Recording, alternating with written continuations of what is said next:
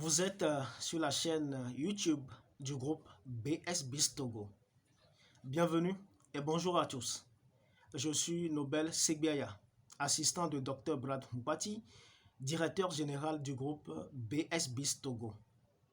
Vous vous demandez sans doute de quoi il sera question dans cette vidéo. Question tout à fait légitime. Mais bien avant de vous répondre, permettez que j'exprime ici toute ma gratitude et ma reconnaissance au directeur général de qui émane aussi bien cette initiative que son contenu.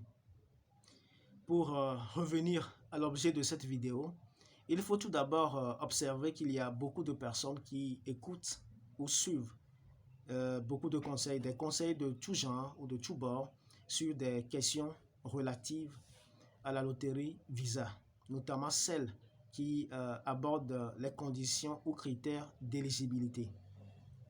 Cependant, force est de constater qu'il y a beaucoup de fausses idées ou de mauvaises interprétations qui induisent beaucoup de personnes en erreur.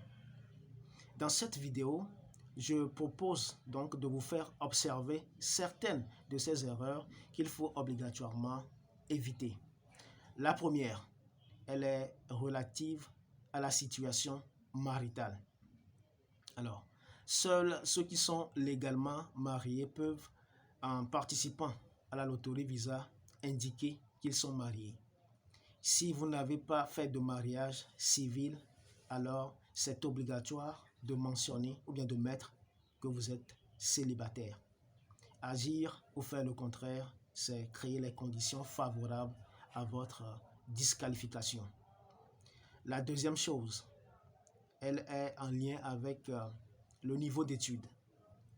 Alors, le niveau d'éducation requis est 12 années, 12 années d'études avec réussite. Autrement dit, pour les pays francophones, le niveau baccalauréat. Mais si vous n'avez pas le baccalauréat et que vous avez fait des formations ou une formation légalement constituée au pays, je voudrais ici faire référence au CAP, le certificat d'aptitude professionnelle, qui fait souvent office d'équivalence à nos diplômes, ou bien au diplôme. Alors, si vous êtes dans ce cas, vous êtes également qualifié.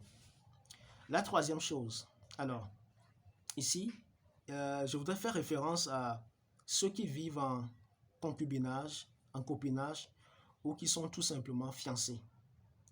Alors, souvent, ils finissent par avoir des enfants ou par la force des choses, ils restent longtemps dans ces genres de relations et pensent que en participant à la loterie Visa, ils peuvent mentionner comme situation maritale mariée.